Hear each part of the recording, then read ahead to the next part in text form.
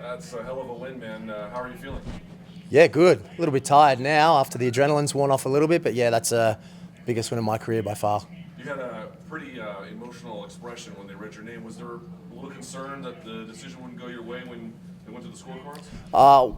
I knew it was close. I thought I'd done enough. I definitely knew I won the third round, and I thought I won the first round as well. The second round was a little bit closer, but you never can tell. I mean, he's an icon of the sport. You don't know if the judges will sway the way of the better-known fighter when it's a close fight, but I think I deserve to win the fight. You know, he was throwing single shots, you were throwing combinations. I'm wondering if you can now, that the fight's over, talk to me about the game plan. Like, what was it to get him on the back foot, clinch? What was it? Yeah. So stay low because he's very good at linking his boxing and shots in together. So it was to stay low, throw the cross a lot, throw a lot more straight punches because he ducks under on the hook a lot. He did that against Little Nog when he fought him. So we watched the fights where he fought other southpaws because it's a little bit different.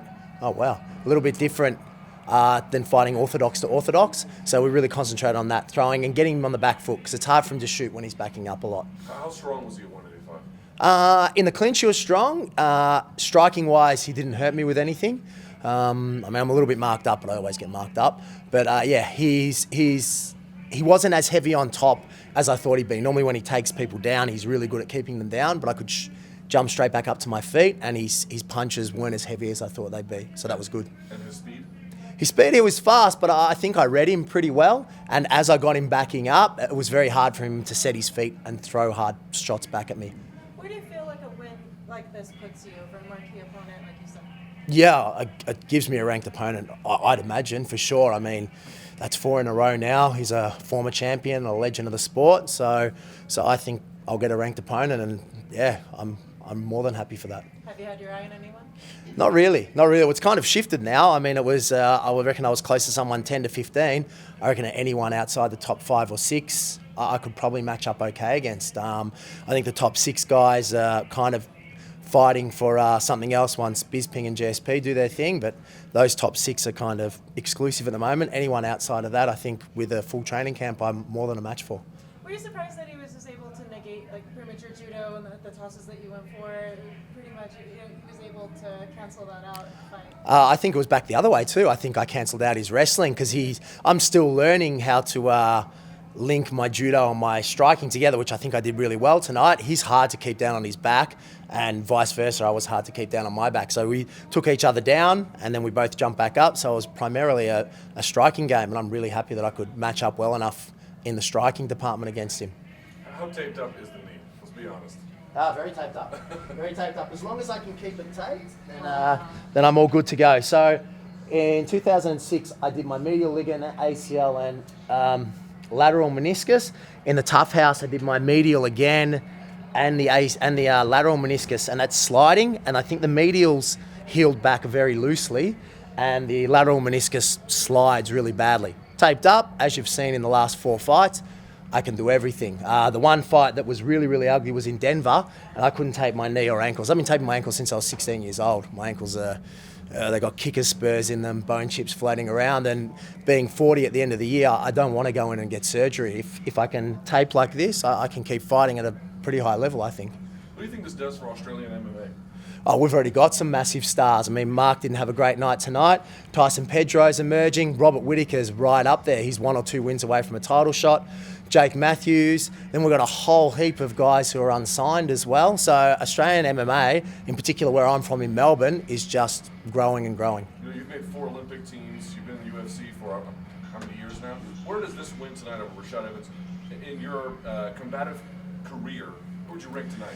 So I was talking to my coaches and my wife before. My wife's a 5-time Olympian and Olympic bronze medalist in judo as well. And I got close to getting medals and occasionally beat the top guys like world and Olympic medalists in judo, but never quite jumped over and won a medal at a Worlds or an Olympics. And fighting guys like Rashad, that shows that I've kind of pushed that aside. That's not judo anymore. It's like a second life for me and another opportunity to be able to step up against better and better competition and kind of maybe flush away the demons of my former sporting career. And so far I'm doing that. Granted, I'm a little bit longer in the tooth than I'd like to be doing it, but tonight, as a prime example, I mean, Rashad's only a couple of years younger than me, but man, he's a legend of the sport, isn't he?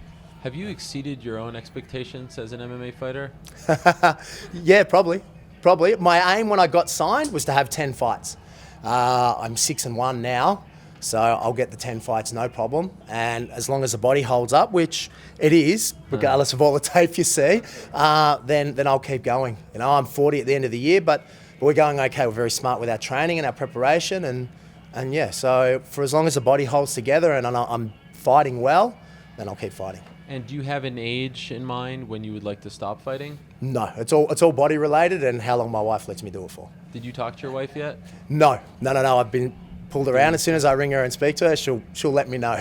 So you said on Thursday that you don't let your kids watch live. Yep. Will you let them watch this one? Yeah, I'll let them watch this one. There's not too much claret like there was in Melbourne, so yeah, they'll be able to watch this one. Was there a moment when you were looking at Rashad and maybe at the beginning of the fight saying like, wow, I'm fighting Rashad Evans? Yep. As soon as he walked in there and started coming in and then doing his thing when he's down on the ground, I'm like, holy shit, that's Rashad Evans right there. But that's what I want. That's what we want. When I got the matchup, it was exciting. You know, like you've got to, even though it's been a very nerve-wracking week, a very stressful week, being away from home and preparing for the fight, you've got to embrace moments like these. And I've shown again that I can get out there and put on a good hard fight, and I think it was reasonably entertaining, the fight as well. So yeah, I'm really happy. And now there are calls for him to step aside and retire. He's seen better days.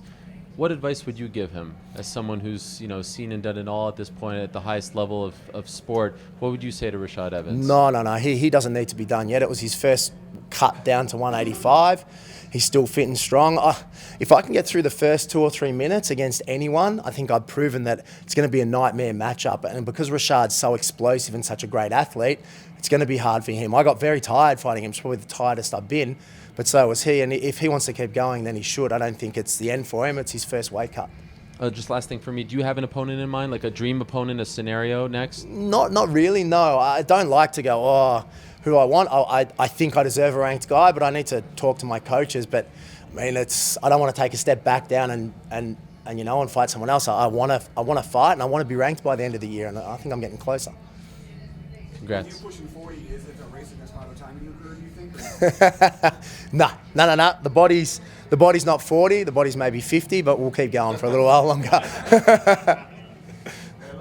lot of fight enthusiasts, like Michael Bisping and Kenny Florian often say that judo hasn't been dominant in MMA, but as you said tonight, you kind of canceled out Rashad's wrestling. How do you feel like that your judo game canceled his wrestling out? I think it did well. I stood straight back up. I actually wrestled for Australia in the Commonwealth Games in 2002 as well. So it's all about how you transition just the little tricks and movements into judo. And Rashad's a high-level wrestler. Yeah, he took me down, but I stood straight back up. Unfortunately, vice versa. I swapped his feet out, and he stood back up as well. But it's a nullifying game, and judo and wrestling mentalities are very similar. They're grinding, push forward kind of deals. It's just a shame that the current international judo rules are going to limit the amount of guys you're going to have crossing over because there's no leg grabs anymore. My whole judo career was done dealing with leg grabs, pardon me, and dealing with people groveling around here. So I'm used to it. You won't get as many judo guys crossing over anymore because it's not in the rules anymore. They won't know how to deal with a double leg, which is a shame because judo is an awesome sport and it's a great base for MMA, in my opinion anyway. The foot sweeps you were trying, was that improv or not? No. We worked on those. Worked on scrambling a little bit more and getting hold. So a foot sweep to a clinch kind of situation. Didn't quite work, didn't get to him, but it certainly unsettled what he was doing a lot, especially when his foot was turning in. So yeah, we definitely worked on that. I've only fought in my 7 UFC fights, more than half the opponents have been southpaws. So I don't often get the opportunity to sweep that front leg like that, and tonight was a great opportunity to do it. Dribbling in that left hand a lot too. Is that something that you also work on? Absolutely. It was throw it, double it up. I tried to vary it, throw it over the top, throw uppercuts. I think I got a lot of success with dirty boxing on him as well. But yeah, I tried to vary the left hand a lot. Huh? Beautiful. Thanks, guys. Thanks heaps.